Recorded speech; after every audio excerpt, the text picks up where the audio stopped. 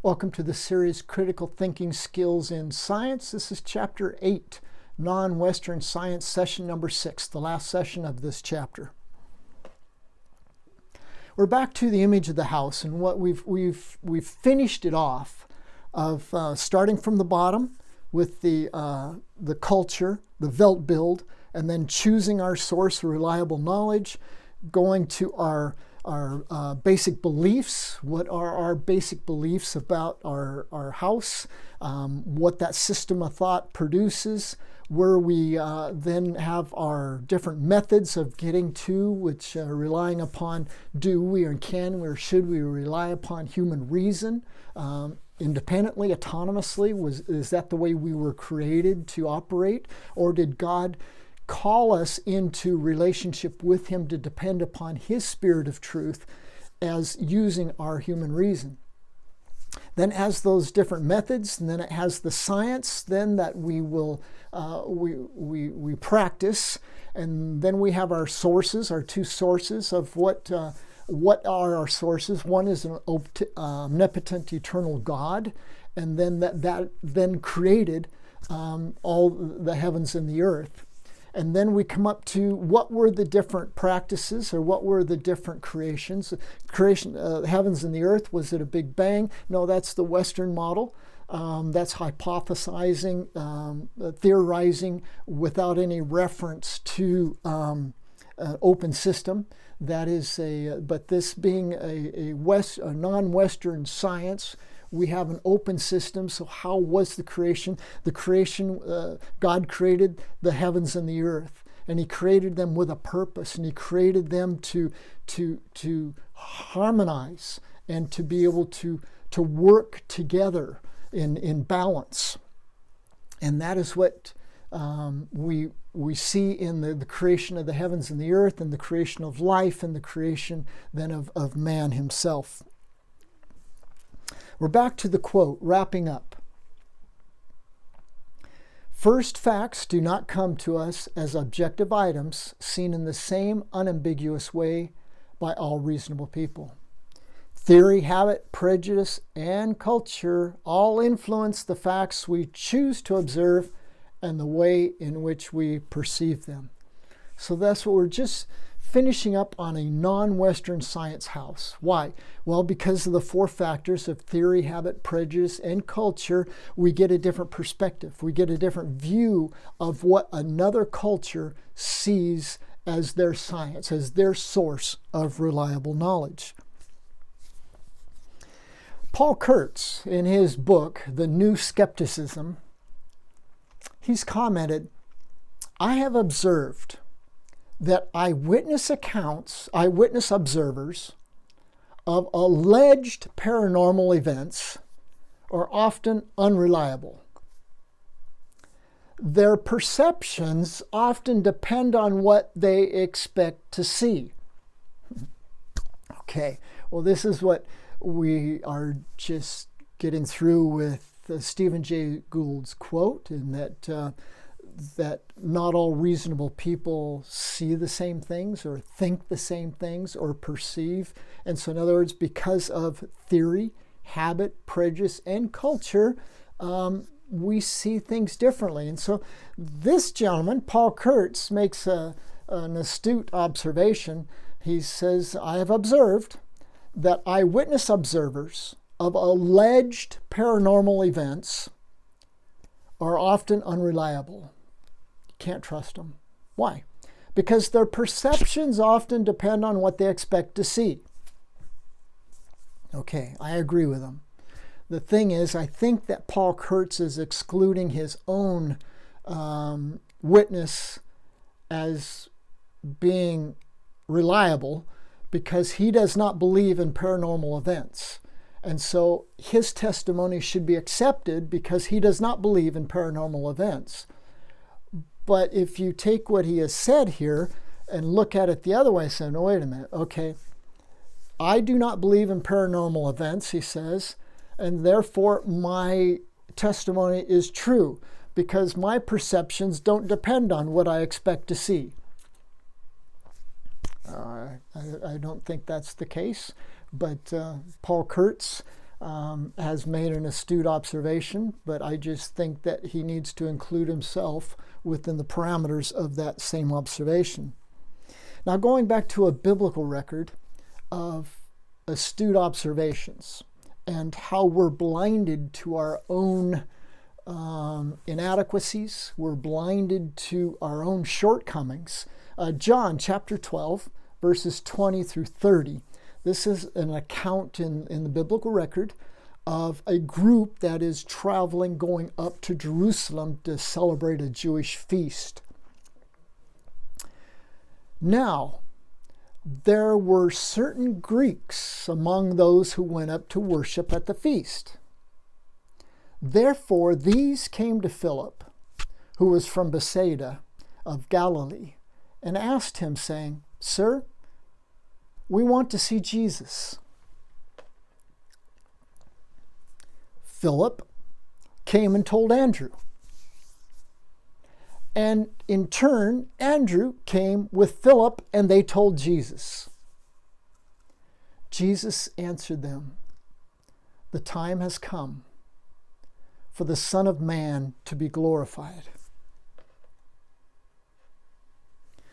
Most certainly I tell you, unless a grain of wheat falls into the earth and dies, it remains by itself alone. But if it dies, it bears much fruit. And he who loves his life will lose it. He who hates his life in this world will keep it to eternal life. If anyone serves me, let him follow me. Where I am, there my servant will also be. If anyone serves me, the Father will honor him. Now my soul is troubled. What shall I say? Father, save me from this time? But I came to this time for this cause. Father, glorify your name. Then a voice came out of the sky, saying, I have both glorified it and will glorify it again. Therefore the multitude who stood by and heard it said that it had thundered. Others said, An angel has spoken to him. Jesus answered, This voice hasn't come for my sake, but for yours. Okay, we have an event. We have an empirical event that happened within history. We have a description that on the way up to Jerusalem, on the way up to the Passover, there were Greeks among the Jews. The Greeks then wanted to talk to Jesus. And so it went on through the line of command to get up to Jesus. And then it gets to Jesus, and Jesus says, My hour has come. What do I say? I know what's coming. But this is why I came. I came to give my life for this, to redeem the human race. Father, glorify your name. Then a voice came out of the heavens. I have glorified it, and I will glorify it again. And those standing around, who were those that were standing around? Well, at the previous part, it said there were Greeks among the Jews. Okay, so we have a mixed group. We have a group that is at an empirical event, and something happens, and one group says, it thundered. What group would have said it thundered? What cultural tendency group would have come up with a natural explanation of what they heard? Okay, I would guess that if there was two groups there and it identifies one of them as Greeks and the other ones as Jews, then I would say it was the Greeks that heard thunder. Who heard angels? Well, that's why I would say that it was the Jews then that heard angels, because they believed in an open system. So you have the Greeks that were a closed system and they heard thunder. You had Jews that were in an open system and they heard angels. So we demand evidence. We demand an event. We demand empirical evidence. But yet we're still going to interpret it according to the parameters that we give it.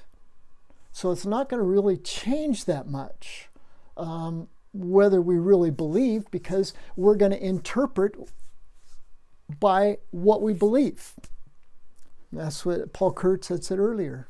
The eyewitness accounts, they're unreliable because the ones that are testifying to paranormal events believe that there can be paranormal events. Therefore, they're unreliable.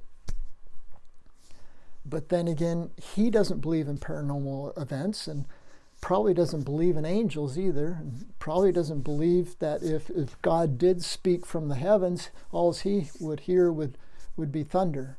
It's kind of like, okay, what do we hear when we're out and God is speaking to us? And he does speak in various ways. What do we hear? Do we hear God's voice? Do we hear him speaking to us, or do we hear rolling thunder, lightning? This is the house. We have culture, we have prejudice, theory, and habit. We have built the house now, and it's based on the Weltbild on the bottom stage, which includes the whole surrounding thinking processes that are cultivated.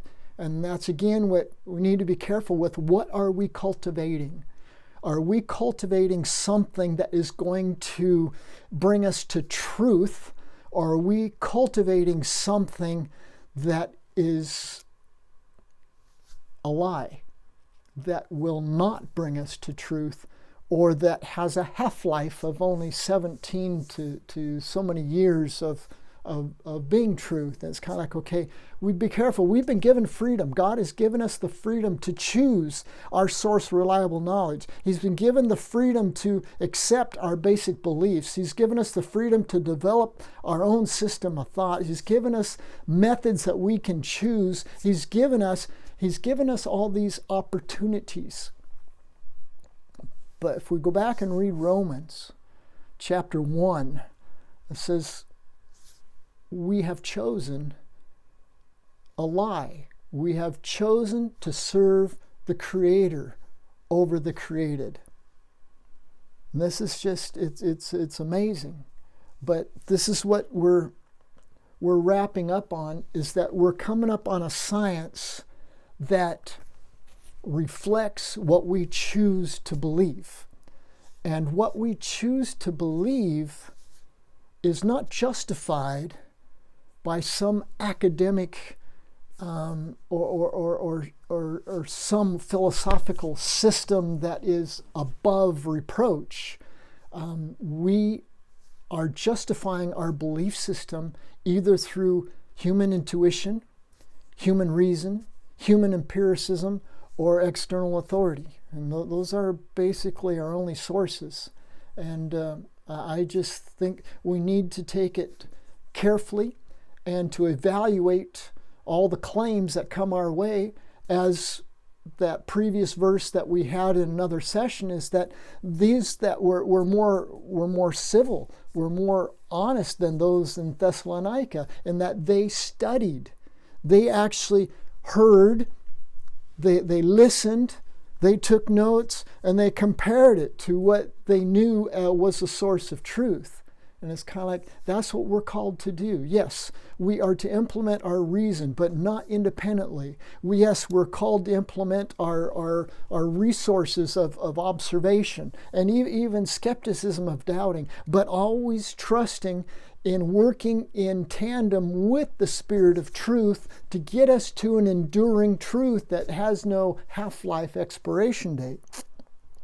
Jesus is the same yesterday, today, and forever. He doesn't change. God is, and God was, and is to come, the Alpha and the Omega. He is the rock. He is something that we can trust and that never changes. He has the truth. He is the truth. Jesus said, I am the way, the truth, and the life. No man cometh to the Father but through me. It's kind of like, if that is what we are really searching for, then it is available, and it is available to all of us. But it's as we submit to the Spirit of truth who leads us into all truth. Thank you again for joining me. This is the end of session number 6, the end of chapter 8, non-Western science. Thanks again for joining us. And again, if you'd like to communicate with us, you can through the addresses on the board. Thank you again.